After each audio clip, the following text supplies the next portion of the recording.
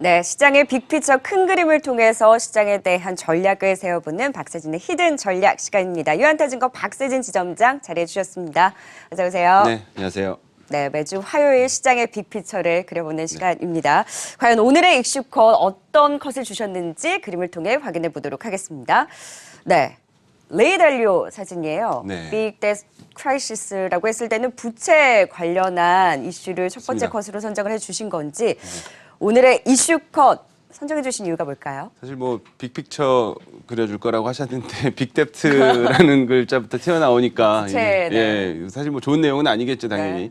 그 레이 달리오는 최근에 이야기가 또 많이 나오고 있어요. 그 다보스 포럼에서 진행했었던 연설 그리고 CNBC를 통한 인터뷰에서 최근에 2020년 경제 붕괴론을 또 이야기를 했고요. 뉴스 봤어요. 네네. 네. 그 이야기가 사실은 지금 현재의 지금 시장 참여자들이 걱정하는 부분들이 사실 아주 좀 집대성돼 있는 이야기가 될 수밖에 없기 네. 때문에 최근에 또 이제 부정론자들의 목소리가 다시 그 이제 올해에서 이제 내년을 더 타겟으로 본다라는 거는 어쩌면 네. 작년 연말에 봤었던 분위기보다는 조금 완화됐을 수도 있겠습니다만 네. 어쨌든 이제 걱정을 좀 덜고 랠리를 좀 진행하려고 하는 지금의 상황에서 그렇죠. 또 내년에 진짜 큰 위기가 나올 수 있다 이런 이야기는 반갑지 않죠 사실. 그렇죠. 일단은 뉴스를 통해서도 저도 이제 확인해봤지만 내년에 경기 둔화라든지 이러한 부분에 있어서 일단 부정적인 목소리를 냈습니다. 네. 헤지펀드의 대부라고 할 수 있는 레이 달리오가. 그렇죠. 그러면 지금의 안도랠리가 과연 무색하게 되는 것인지 좀 살펴볼까요? 그래서 이거를 좀 말씀드리고 싶었던 거는 레이 달리오는 그 워렌 버핏하고 종종 비교가 되게 되는데 네. 워렌 버핏이 대표적인 가치 투자자라고 하면 레이 달리오는 사이클 투자자입니다. 그리고 지금 시장에 있어서 그 신용 팽창에 대한 부분들이 자산 가격 결정에 네. 얼마나 지대한 영향을 미치는가를 늘 강조를 하는 투자자 중에 한 명이고요. 그래서 신용 사이클을 사실 강조를 많이 하게 되는데 여기 보이는 부분들은 사실 뭐 영어로 뭐 복잡하게 써 있는 것 같지만 호황과 불황을 봐야 되는 거죠. 신용이 상승될 때, 신용이 팽창하는 국면하고 신용이 축소되는 국면에서의 선순환과 악순환이 어떻게 나타나는 겁니다. 이쪽이 선순환이고 저쪽이 악순환이죠. 그렇죠. 여기 보면은 뭐 저기 자금 조달이 좀 쉬워지면서 실제로 그 자산에 대한 수요가 증가되고 네. 모든 가격들이 좀 상승하고 실제로 이제 부도 확률이 줄어들면서 전반적인 그 기업 부도 위험이라든지 경제 네. 침체에 대한 리스크 자체가 줄어든다. 네. 신용이 꺼지는 국면에서는 사실 뭐 반대로 악순환이 좀 진행이 그렇죠. 된다라는 거죠. 이게 어떻게 보면은 우리가 왜 연준의 금리 인상에 대한 부분들 그리고 전반적인 그 긴축에 대한 스탠스에 대해서 그토록 공포스러워하냐에 네. 대한 질문이 사실은 한 장의 그림에 담겨져 있는 겁니다. 네. 그래서 좀 재밌는 부분은 레이 달리오가 신용 팽창에 대한 사이클을 통해서 그 현금 보유와 주식 투자를 할 때 혹은 자산을 매입할 때 그 타이밍을 잘 포착을 해야 된다라고 이야기를 하고 있는데 네. 우리가 사실은 부채 관련해서는 부정적인 이야기들을 너무 많이 듣고 있어요. 그렇죠. 보면은 뭐 신용대출 뭐 작년에 뭐 신규 대출도 뭐 9조 원 이상 돌파됐다. 네. 뭐 가계대출이 지금 얼마다. 그 미국도 뭐 총 부채 발행액 지금 얼마에서 뭐 줄이려고 한다. 이런 얘기들이 계속 나올 수밖에 없는데 그럼 지금은 악순환의 사이클이라고 봐야 되는 거예요. 실제로 보면요. 그렇죠. 부채가 상승하는 국면이 좋았다라는 겁니다. 그러니까 네. 우리는 늘 부채가 오히려 늘어날 때가. 그렇죠. 부채가 증가되는 국면을 늘 두려워하면서 부정적인 기사를 접하고 이러다가 이거 터지면 무슨 일 생기는 거 아니야라고 얘기하는데 늘 부채가 이제 네. 좀 시장이 통제할 수 없는 속도 이상의 좀 빠른 속도로 증가가 되게 되면 그러니까 팽창시킬 때니까 부양을 할 때니까 그렇군요. 그렇죠. 근데 거꾸로 문제는 부채를 줄이기 시작할 때 나타났다라는 거죠. 그렇죠, 그렇죠. 그래서 실제로 지금 사례들을 살펴보면 네. 그 우리가 지금 후행으로 좀 볼 수 있는 부분들이지만 이건 부채와 신용의 팽창 여부와 밀접한 관련이 있었다라는 거죠. 실제로 2000년도에 많은 투자자들을 공포에 몰아넣었던 닷컴 버블이 붕괴됐을 때 우리 시장도 사실 엄청난 피해를 그때 막대 받았습니다. 그래프가 줄어들 때가 부채가 줄어드는 거죠. 미국의 채권 네. 순 발행액이니까 전반적으로 이제 그 글로벌 부채 상당 부분을 차지하는 미국의 부채 사이즈가 늘어나고 줄어나는 과정에서 있었던 네. 이슈들이에요. 실제로 2000년대 급격하게 부채를 줄이면서 닷컴 버블이 터졌고요. 네. 2008년도는 뭐 서브프라임 너무 잘 아실 겁니다. 네. 이거 부채에서 터졌었던 위기였죠. 어떻게 보면은 미국 신용등급 강등이 있었던 2011년 같은 경우에도 사실 2010년도에 비해서 부채가 급격하게 축소되는 과정들, 네. 우리가 가장 가까이 경험했었던 그 작은 금융위기라고 얘기하는 유럽 재정위기 같은 경우에도 사실 2014년도, 2013년도에 걸쳐서 부채가 축소되는 과정들. 네. 이때는 ECB도 동참해서 부채를 또 축소하는 네. 결과가 있지 않았습니까? 그래서 전반적으로 지금 레이 달리오의 주장은 부채가 늘어나는 것이 걱정할 때가 아니라 결과적으로 봤을 때는 부채가 줄어드는 과정들 그리고 그 부채를 줄여야겠다라고 생각한 정책 집행자가 네. 시장의 그 속도, 시장이 감내할 수 있는 속도보다 빠르게 부채를 축소시키는 과정에서 항상 문제가 발생된다라는 거고요. 네. 지금 다보스 포럼과 CNBC 인터뷰를 통해서 레이 달리오가 2020년 경제 붕괴론을 이야기한 데는 전제 조건이 있었습니다. 연준이 지금과 같은 스탠스를 고수할 경우에요. 네. 그래서 긴축의 방향을 계속 고수를 할 때라는 거죠. 그렇죠. 네. 그래서 저희가 그 뭐 2016년 데자부 그리고 우리가 2019년 시장을 예상 외로 네. 또 좋은 시장을 만날 수 있는 가능성 이런 부분들을 지금 연초부터 말씀을 나누고 있는데 사실 거기서 가장 중요한 키는 거듭 말씀드리지만 연준이 어떤 방향으로 좀 시장의 스탠스에 맞춰서 정책 스탠스를 좀 변화를 하느냐가 가장 네. 중요한 부분입니다. 실제로도 나와요. 그 연준이 자산을 증가시키고 이거를 자산을 다시 늘렸던 자산을 축소시키는 과정이 시장하고 어떤 사이클을 만드는지 보면 아주 명확하게 나옵니다. 지금 빨간 선이 연준의 자산 규모네요. 그렇죠. 네. 연준의 자산이 이제 급격하게 늘어나는 그리고 사실 저희가 최근 10년 동안은 연준 자산이 거의 유례 없을 정도로 급격하게 팽창하는 과정들을 네. 목격을 했어요. 이때가 다 양적 완화를 진행할 때인가요? 맞습니다. 네. 3차에 걸친 대규모 양적 완화를 진행하는 과정에서 연준 자산이 급격하게 증가되는 사이클들이 네. 있었고 반대로 이거 너무 과한 거 아니야? 이거 인플레이션은 좋은데 하이퍼 인플레이션이라든지 그리고 기업의 이제 부작용들 뭐 이런 부분들을 걱정하면서 속도 조절을 하겠다라고 천명을 하고 자산을 축소시키는 과정은 어김없이 시장의 하락을 좀 불러일으켜 왔습니다. 지금이 마지막 딱 꺾여 있는 이 상태군요. 그렇죠. 그래서 실제로 이제 일반적으로 연준이 그 자산 축소를 진행을 하게 되면 네. 그 보통은 이제 기준금리 인상이라는 과정과 함께 진행이 되잖아요. 이런 부분들이 보통 이제 3년 사이클에 걸쳐서 네. 금리를 인상시키고 자산을 축소시키는 사이클이 진행이 되게 되는데 네. 지금 여기까지 온 상황에서 네. 여기서 추가적으로 지금 작년에 연말까지 연준이 표명했었던 올해 금리 인상 확률 그리고 자산 축소 계획을 추가적으로 실행했을 경우에는 사실은 시장의 붕괴는 앞서 레이 달리오가 주장했던 것처럼 네. 시장이 감내할 수 있는 속도 이상의 부채를 축소를 하기 때문에 오히려 시장이 좀 어려워질 수 있겠다 이런 얘기들을 좀 하고 있는 겁니다. 그러니까 부채 자체가 문제가 아니라 부채를 줄이는 과정에서의 시장이 타격을 받을 그렇죠. 수 있다라는 거죠. 물론 뭐 과도한 부채를 끌어다 쓰면서 만드는 버블이 건전하지 못하겠죠 당연히. 네. 하지만 우리가 이제 주식시장 참여자로서 그 연준의 스탠스 그리고 전반적인 통화 정책을 살펴볼 때는 네. 이게 뭐 부채 총량이 너무 늘어난 거 아니야? 이걸 걱정하는 것보다는 그 방향성이 사실은 더 중요하다라는 거예요. 네. 그래서 이걸 줄이는 그 방향에 대해서 걱정을 한다는 그렇죠. 거죠. 그래서 네. 실제로 문제는 늘리고 있을 때 그리고 빚에 대해서 걱정하고 있을 때 나오는 게 아니다. 항상 그 급격하게 부채를 줄이는 그렇죠. 과정이 지금 세계적인 석학들이나 네. 모든 그 경제학자들이 걱정하는 그 진짜 위기의 시발점이 될 수밖에 없고요. 네. 그래서 그런 측면에서 보면 레이 달리오의 2020년에 대한 걱정과는 다르게 지금 변화하고 있는 연준의 스탠스는 그나마 시장에 긍정적인 효과를 좀 주고 있는 거고 네. 그게 지금 한 3주까지 지난 그러니까 이제 거의 뭐 마무리돼가는 1월 시장에 예상 외의 반등, 뭐 어떤 사람은 갑분상이라고 하던데 갑자기 분위기 상승. 그래서 거기에 배경이 좀 됐다라는 거예요. 네. 그래서 여기서 한 가지 더 우리가 좀 생각해 볼 수 있는 거는 네. 결국에는 부채의 총량, 네. 이 사이클이 전반적인 저 글로벌 시장의 자산 가격 사이클하고 밀접하다.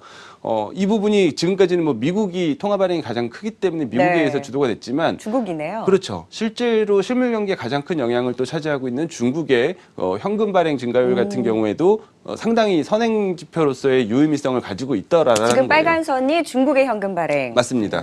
특히 그 중국의 이제 M1 증가율을 통해서 살펴보면 MSCI 전반적인 지수에 6개월 정도 선행하는 흐름들이 나옵니다. 네. 그러니까 먼저 중국이 통화 발행량을 늘리고 이거 어떻게 보면 완화 정책이죠. 그렇죠. 그래서 시장에 이제 통화를 더 공급하고 유동성을 하고. 공급하는 그런 과정들이 진행된 뒤에 6개월 정도 지나면 MSCI 전 세계 지수가 좀 따라오는 경향들이 보이더라. 네. 그래서 거듭 말씀드렸던 그 지금 2016년에 데자뷰가 재현되기 위해서는 연준의 스탠스가 변화하는 가운데서 네. 중국이 뭐 위안화 절상이라든지 적극적인 통화 정책, 경기 부양책을 써도 지금 실물 경기에 크게 타격이 없을 정도의 조건이 완성이 돼야 된다는 겁니다. 네. 지난주에 그 보여드렸었던 그림을 잠깐 다시 네. 인용을 좀 하면서 말씀을 드릴게요.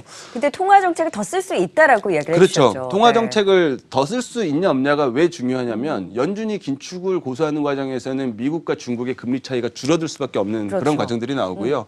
미국과 중국의 금리 차이가 줄어들면 위안화의 그 절상에 대한 여유 자체가 없어집니다. 그렇죠. 그래서 실제로 뭐 지금 중국이 진행하고 있는 지준율 인하라든지 각종 그 경기 부양책을 시행하는 데 있어서 부담을 느낄 수밖에 없는 상황이 될 수밖에 없고, 그러면 진짜로 시장에서 걱정하는 중국의 경착륙이 예상보다 빠른 타이밍에 우리한테 또 다가올 수가 있는 거죠. 또 위안화 약세에 대한 우려가 크고. 그렇죠. 네. 결국에 모든 게 다 지금 톱니바퀴처럼 맞물려 있습니다. 지금 그 글로벌 전반적인 신용의 팽창에 대한 부분은 그 레이 달리오의 걱정처럼 이게 과도하게 줄였을 때 문제가 생길 수준으로 이미 커져 있는 상황에서 속도 조절이 필요한 상황. 그리고 여기서 또 미국과 중국은 대판 붙어 있는 상황에서 미국이 네. 요구하는 건 명확하잖아요. 위안화 절상하고 지적재산권 관련해서 예, 그렇고. 또 기본적으로는 지적재산권은 비관세 영역이긴 하지만 네. 수입 늘리라는 거죠. 그래서 무역 적자 더 0으로 맞춰달라는 네. 그 요구인데, 그걸 하기에 중국이 버텨낼 체력을 만들어주는 건 또 연준의 몫이라는 거예요. 네. 그래서 이 부분들이 지금 유기적으로 돌아가고 있는 그런 가운데서 큰 그림에서는 사실 연준이 네. 지금의 그 방향 자체는 나쁘지 않다라는 겁니다. 그러니까 지금 연준이 완화적인 좀 방향을 이야기를 하면서 중국 쪽에서 완화책을 통화 정책을 써도 위안화의 문제에 있어서 절상 문제에 있어서 크게 부담이 없는 상황이기 때문에 그렇죠. 어느 쪽으로든 미 연준의 역할이 무엇보다 중요하겠네요. 그래서 우리가 올해 시장에 그 가늠을 하는 가장 중요한 트리거가 그 이번 FOMC, 이제 29일, 30일 동안 네. 진행될 FOMC를 통해서 좀 확인을 해야 되는 부분이고요. 어느 정도로 나와야 시장이 만족할까요? 그러니까 이번에 지금 시장은 이미 연준에서 완화적인 스탠스를 보일 것이다라고 기대를 하는 상황이에요. 그게 사실은 반영이 된 그렇죠. 결과가 지금의 반등을 잠깐 봤던 부분이겠죠. 그런데 이번에 지금 월스트리트저널에서 저번 주에 나왔었던 얘기는 그 이제 금리 동결을 넘어서 네. 연준이 대차대조표 축소에 대한 계획 자체를 맞습니다. 조기에 종료할 수 있다라는 이야기가 일단은 좀 나온 상황이고요. 그게 가장 강하게 좀 시장에 드라이브를 가장 강하죠. 걸어줬거든요. 그래서 연준 이번 FOMC를 보는 포인트는 제가 시청자분들께 말씀드리고 네. 싶은 건 이거예요. 금리 동결로 끝난다. 그거는 사실은 지금까지 있었던 반등에 어느 정도 그냥 뭐 후행 정도 그냥 이게 있었기 때문에 반등이 있었지 정도고, 네. 추가적인 상승 여력 그리고 추가적인 반등을 마련하기 위해서는 연준 대차대조표 축소에 대한 코멘트가 어떤 형태로든 들어가는 게 지금 다음 시장이 기다리고 있는 부분이다. 그래서 사실은 우리가 또 왜 자꾸 그 명절 연휴만 끼면 좀 네. 중요한 그 판단을 해야 되는 글로벌 이벤트가 맞아요. 있는지 모르겠는데. 속도 조절을 할 이벤트들이 딱 하나씩 껴주죠. 맞아요. 그래서 네. 지금도 마찬가지입니다. 뭐 구정 앞두고 현금 창출에 대한 부분들이 뭐 부담으로 시장에 작용할 가능성이 있겠습니다만 네. 큰 판단을 해보자는 거죠. 큰 판단에서는 일단 작년에서 올해 넘어오면서 많은 부분들이 변하는 사인을 우리가 네. 지난 시간에 언급했던 것처럼 봐왔고, 이런 부분들이 사실 구체적으로 지금 첫 번째로 우리가 증명할 수 있는 구간이 FOMC다. 네. 1월 FOMC고 보유자산 그러니까 축소의 조기 종료가 나와줘야 된다라는 맞습니다. 거죠. 이미 시장은 그 금리 동결에 대해서는 그 올해 그 전체 동결에 대한 가능성을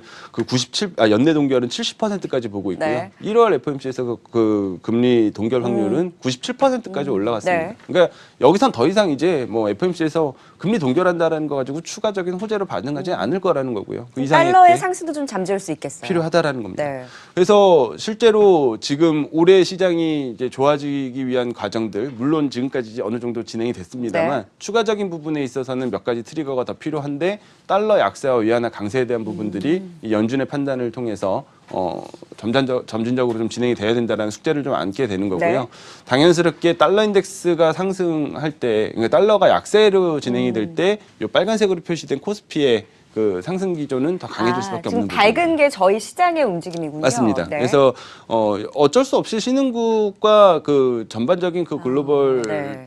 트렌드를 봤을 때 달러가 약세가 죽어야. 되는 네. 구간에서는 당연히 그 우리 시장도 좀 좋을 수밖에 없는 부분이고요. 네. 여기서 한 가지 지금 우리가 많이 간과하기보다는 지나친 걱정을 할 때가 많아요. 네. 당연히 뭐 지나친 걱정이 아닐 수도 있겠지만 그 기업 이익이 줄어드는 국면에서도 우리가 과연 달러 약세만 보고서는 좋아질 수 있느냐 봤을 때 네. 실제로는 글로벌 전체 시장으로 봤을 때 물론 기업 실적과 경기의 방향이 주가를 결정을 하겠지만 달러 인덱스가 약화되는 국면에서는 그런 것들보다 밸류에이션에 대한 매력이 더 우선하더라. 네. 그래서 이런 부분들이 이제 과거의 케이스로 나오는 겁니다. 달러 네. 약세 국면에서 실제로 EPS가 크게 증가하지 않았음에도 불구하고 시장 자체의 방향성은 좋아지는 경험들 우리가 계속 해왔던 만큼 너무 숫자 그리고 지금의 뭐 경기 판단 그 내년에 일어날 뭐 혹시라도 지금 팽창돼 있는 신용이 터진다면 네. 이런 걱정으로 지금 당장 뭔가 눈높이가 변하는 부분을 자꾸 놓쳐서는 안 된다라는 거고요. 네. 이게 또 연휴가 주는 부담감 그리고 앞으로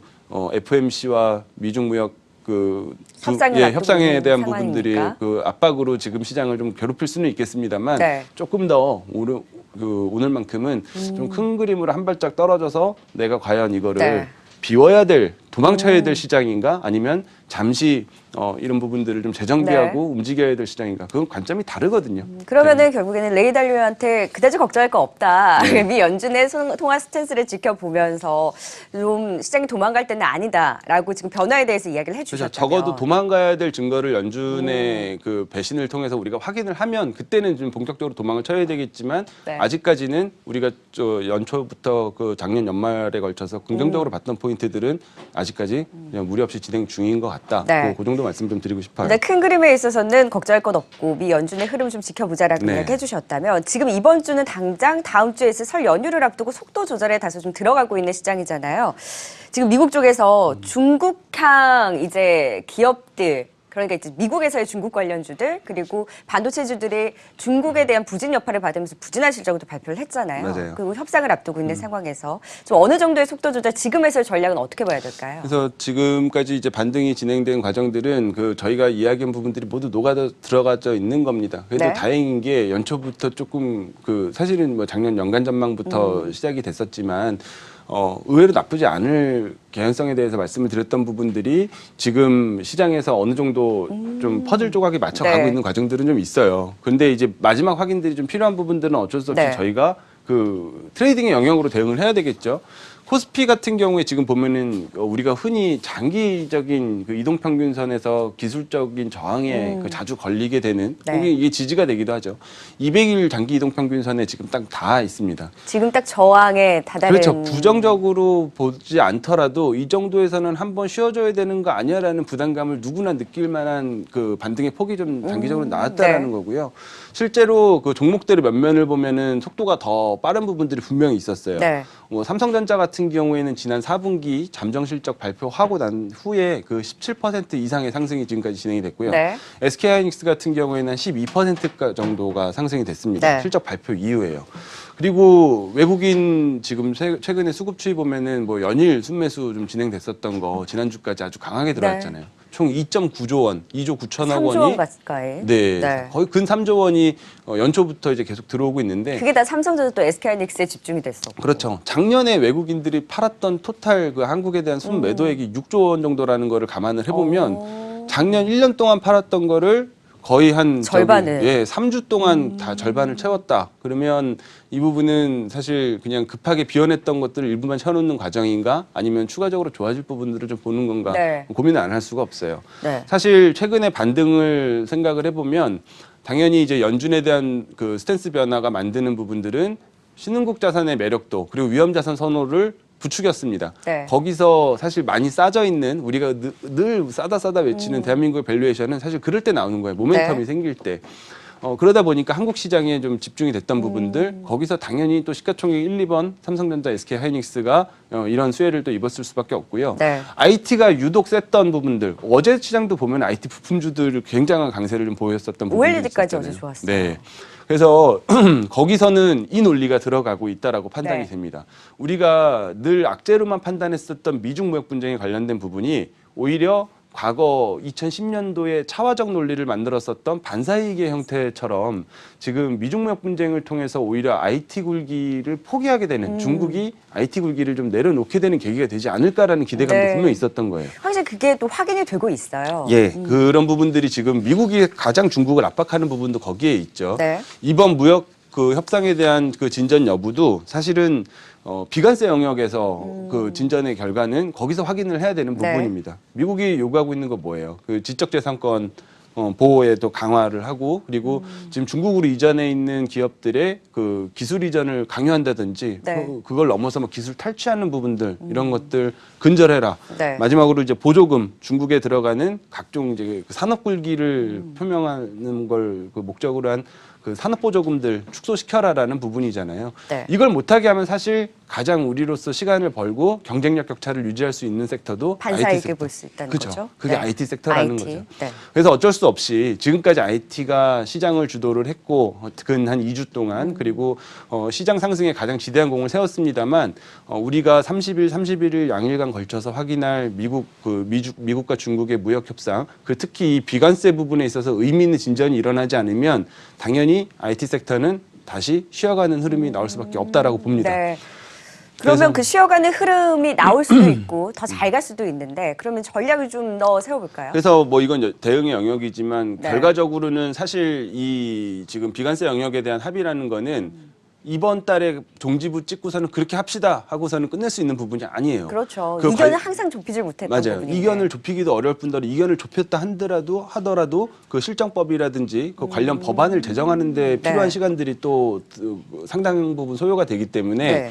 사실은 이번 IT 반등에 대한 부분들은 이쯤에서 이제 좀 과실을 수확하는 게 맞지 않을까 저는 그 생각이거든요. 네. 그래서 우리가 몰라요. 사람이 결정하는 일이고 그리고 우리의 예상과 늘 다르게 사실 그 둘 간의 자존심 싸움은 결과가 다르게 진행이 됐었습니다. 네. 그래서 이번에도 섣부른 예측과 긍정적인 전망으로 미중무역 분쟁이 뭐 지금까지 조금 급물살 타고 있는 대로 순항하면서 해결될 거야라는 시각으로 IT를 더 유지하는 것보다는 네. 조금 더 확실한 모멘텀에 기대는 방법이 있을 것 같아서 그거를 오늘의 전략으로 말씀드리겠습니다. 네.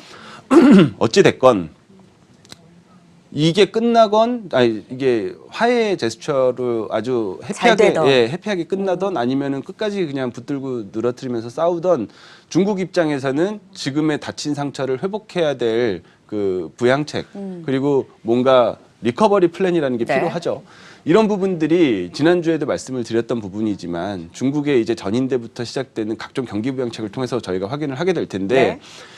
중국의 그 우려를 자아냈었던 이번 4분기 GDP, 작년 4분기 GDP에서도 확인할 수 있듯이 그나마 긍정적인 부분은 소매 판매의 기여도가 과거보다 점점 높아지고 있다라는 부분. 정책의 효율성이라는 게 있어요. 네. 무조건 지금 경기를 부양해야 되니까 중국 다시 우리 굴뚝대고 인프라 투자하자 이렇게 일변도로 가기 어렵다라는 겁니다. 같은 재정과 같은 같은 자원을 투입을 해서 그 볼 수 있는 정책 효율성을 극대화시키기 위해서는 지금 중국에서는 소비 진작 정책 쪽으로 갈 수밖에 없는 상황이에요. 그러니까 제조 투자가 아니라 소비 쪽에서의 그렇죠. 진작이다. 뭐 우리가 뭐 네. 이구환신, 뭐 하향, 뭐 이런 과거 2010년도 초반때 봤었던 중국의 네. 소비 진작 정책들이 이번에 대거 다시 등장할 가능성을 지금 각 리서치 하우스에서도 좀 아주 높은 그 기대감을 가지고 보고 있는 상황인데 네. 어쨌건 지금 내구재 소비 같은 경우에 중국은 2005년도 이후로 최저치로 떨어져 있는 부분에서 네. 이런 부분들을 사실 급격하게 좀 활성화시킬 수 있는 전략들이 당장의 그 경기 그 방어책의 가장 중요한 전략이 될 수가 있는 부분이고요. 중국이 소비를 늘리고 위안화가 절상되는 기존에 저희가 지금 좀 기대하는 그림대로 갔을 때 가장 지금보다 좋은 레벨대를 만들어낼 가능성이 높은 섹터 좀 답이 나오지 않겠습니까? 네. 어제 호텔 신라 호텔신라. 그 실제로 실적을 좀 시장에서 기대하는 것보다는 영업이익 부진했죠. 기준에서 40% 가까운 네. 어닝 쇼크라고 이야기는 하지만 어쨌든 그 사상 최대 매출액 그리고 올해부터 본격적으로 편입될 그 해외 면세점 매출 이런 부분들이 모멘텀하고 만났을 때는 네. 지금의 레벨에서 어떻게 보면 또 다음 사이클의 선두주자가 될 네. 수 있는 가능성 우리는 좀 고민을 해봐야 된다고 보고요. 네. IT보다는 지금부터는 중국 중국의 소비 소비에 관련해서. 기대는 네. 호텔 신라나 만도 정도 저희가 좀 생각을 해볼 수가 있겠습니다. 그러니까 IT주가 굉장히 지금 잘 왔는데 아무래도 이벤트를 앞두고 속도 조절이라든지 어느 정도 확인을 하고 가야 될 부분이 있기 때문에 많이 올라오는 IT주에 대해서는 어느 정도 좀 수익을 실현을 하는 전략에 대해서 이야기를 해주셨고 중국의 소비 진작 관련한 기대감이 있는 중국 소비주 그 안에서 또 호텔 신라라든지 만도와 같은 종목에 대한 또 진단까지 주셨습니다. 오늘의 전략까지 이야기 들어봤습니다. 박세진의 히든 전략 여기서 마무리 짓도록 하죠. 지금까지 박세진 지점장이었습니다. 말씀 고맙습니다.